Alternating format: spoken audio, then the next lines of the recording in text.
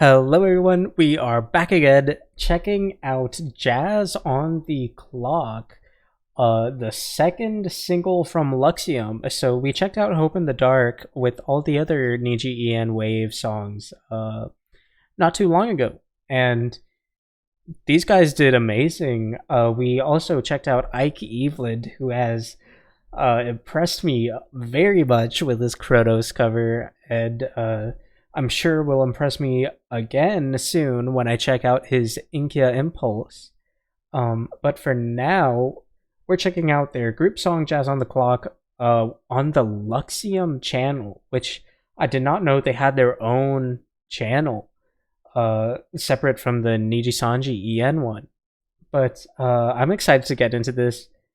I'm expecting something jazzy based on the title here. And I like jazz, so let's check it out in 3, 2, 1, play.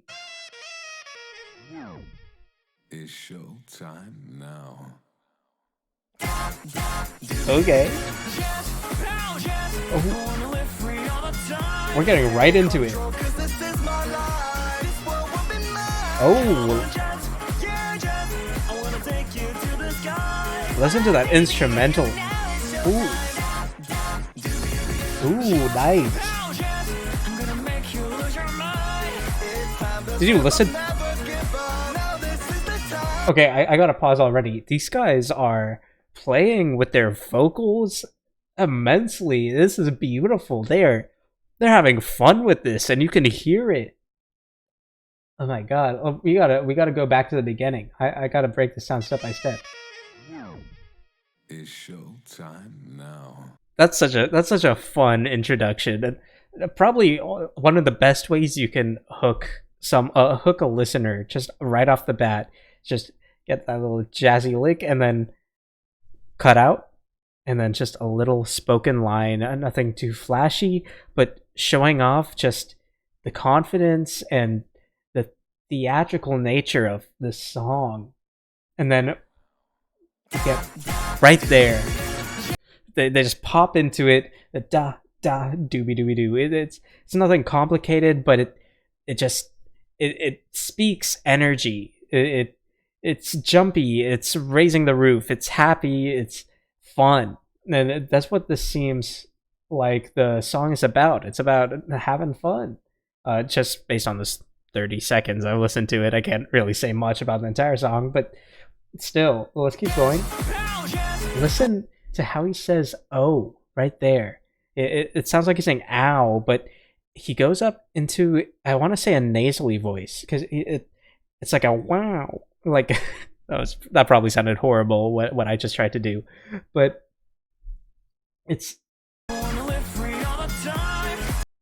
Who is that? That's the sorcerer? He sounds incredible there. His voice is unique, and I can't put my finger on why.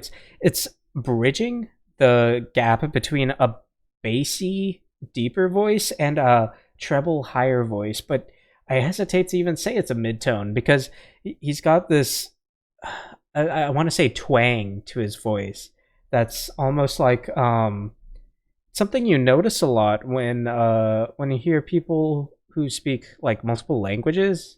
I don't know if he speaks more than one language, but I notice, like, when I hear bilingual artists like Iris from Hololive, or just also I guess like Bales from Hololive, the way they pronounce certain lyrics and the way they present their voice is very fluid. It's very flexible, and that's what this sounds like to me, just based off how he sings that.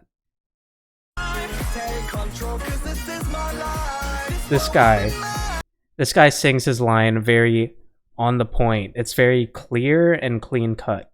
He's pronouncing the syllables as they are, and that's a very nice contrast when you're coming right out of this nasally. I say nasally, but that's not a negative thing. That's a very unique and fun voice to have, especially in a group song. And I'm rambling a lot, and we've only like just started the song, but I'm having fun with this. Let's keep going.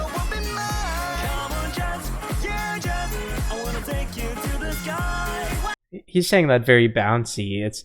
He raises his pitch with the yeah, and then he comes back down. He goes back up. He goes back down. It's a nice middle ground between the first two vocalists. And then we've got Ike, my metal screamer, my prodigy, Ike Eveland. I love this guy just from the Kronos cover. And he's got this beautiful high-pitched tone that the song is already, I can already tell, it's like, it's a boy band song. It's taking all these slightly different, well, not slightly, actually very different voices, and it's meshing them together while still showing off each individual vocalist's strength. And that's the best thing you can do when writing a group song. So I'm gonna talk a little less because I've been like blabbering on, and we're like less than half a minute into the song.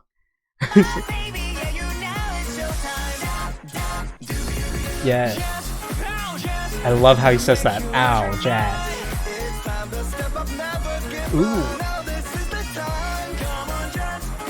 I think they layered his vocals there, or maybe they put a little bit of reverb on it. Ooh, yes. Ooh. Oh, that low voice and giving it keeping it real is what we do. Just that underlying tone that's perfect way to make a song catchy just right off the bat. Right off the bat, you've got this easy low tone. It's why bass guitarists exist. It's why bassists exist. It's because of those low tones that have repetitive and subtle appearances over and over again. That's how you make a song catchy. It's a perfect way to utilize a deeper voice for that. And it's just showing off their vocals. And I also want to point out the way he sings Jazz Showtime there, he did not waver at all. Listen to that. He sustained that perfectly. There was a no wavering. Oh, listen to that piano. That piano's going on. Nice, Ike. Ooh, was that a harmony, or was that layered with another vocal track?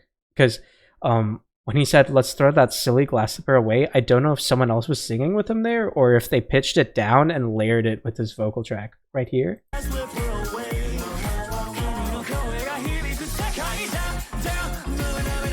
I think it was layered. Ooh, we've got this breakdown. Listen to that drummer.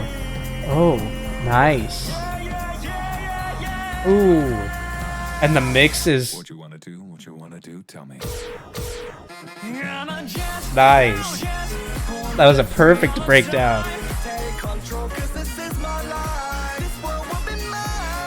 I love how they're singing that out. They're projecting so well. And Ike has that perfect treble tone that just sticks out. Ooh, that was the sorcerer. That was the sorcerer guy. I love how he sings that.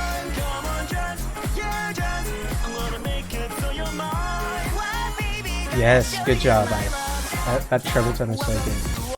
Okay, before we keep going, I heard this like synth transition right there, and I've been hearing that a couple times now. That's a very nice way to subtly transition, but still make a transition because of that stark contrast from your traditional instrumentation, your traditional brass instruments, your drum set, which doesn't sound like a digital drum set. That sounds like a real drum set. So if that is digital, that's extremely impressive. And if that's real, I'm very happy they chose to do that, because when you're gonna name a song Jazz on the Clock, you want to have that jazz aesthetic, and they're doing that super well. I keep saying the sorcerer guy. I know his name is Shu, just kind of a funny name. But he is singing. I love his voice in this song. I need to check if he has any songs out on his channel of his own, because his voice is, it's so addicting how he sings. It's like he slurs his words just a tiny bit, and it adds this flavor to it that just hooks a listener so well. But let's keep going. I heard that synth transition, which makes me think they're leading into a new verse. Let's just check. Yep. All right. We've got like this rap breakdown. That was nice. Oh, he's like sing-songy. He was like sing-songy when he was rapping that. A nice, keeping it real is what we do. I like that. That anchor for the song. Ooh, that was a nice effect. Ooh, I love this guy. I love how this guy sings. Very clean, well enunciated. Nice, following the instrumentation, and then Ike sticks out with that high, and then and they close off with that. When your door is Let's not show the ad, but I want to. Oh, well, I just went into my next song on my watch later. I guess you can see a video that you can expect to see soon. But aside from that, that was extremely fun. I'm very happy with that. Let me scroll down to see. All right, here we go. Credits. Music production Shiba Nyan. And we've got track and lyrics with Kenkai Yoshi. Also, can I just say that music video was extremely well edited. I liked how they had these 2D isometric images in a 3D environment. That was very fun. I'm assuming they probably didn't have 3D models. I don't know if they do now, but that was a very fun way to make a 3D video, even with their restrictions. But the song is so fun. It's so lively. It's so jumpy, and it's very addicting. Very addicting. They very deliberately made the song catchy, and it's hard to do that without seeming cheap for a lot of songs, because a lot of times people do that by just making a very simple beat, or they do that by just saying the same thing over and over again, which I suppose you could say this song kind of did. But the difference with this song and a lot of other artists when they try to just make something catchy for the sake of being catchy is that the song added inflection with every line. Every single line felt like it was saying a different way in a different context. And the only real anchor we had was those bass tones and the high tones. I think Ike and, if I can remember his name, of Vox, the guy who has a very deeper, richer bass tone, him and Ike were anchors for this song, because Vox creates this repetitive low tone and Ike has those constant high tones, and then between those two spectrums, the middle tones are just allowed to play around and have fun. So the other members just play within that spectrum. They go wild with their inflections, and I gotta say, the Shu stole the show for me with this song, because every time he sang, he would add this little slur to a certain word. Usually, like when he sings jazz, that O in between, he adds this emphasis, this crunch to it, and it's so addicting to hear that. And sometimes he'll just add it to different words to add this bit of a twang, and that's such a good way to get someone to latch onto the lyrics but still hear a different thing each time they hear the same lyrics. So people can sing along, but the artist is never invalidated by the catchiness of the song, which is something that happens a lot, especially with catchy songs. It feels like well, I mean, catchy songs is very vague, but with a lot of catchy songs, it feels like the artist can almost be taken away from the song because the song is so detached from who the person singing it is. It's like anyone could sing that song and anyone could make it just as catchy. The difference with this song is that every single line had personality. This song was littered with personality, and I love it because that's what an original song should be. It should reflect who the person singing it is, and that's what this song accomplished more than any song I can think of. Maybe like Eminem songs, he adds a lot of personality to his rapping, but this song was so addicting, and I'm beyond impressed with what these guys and the music team has done with this composition. So yeah, thank you very much for suggesting this to me. This was an incredible song to check out.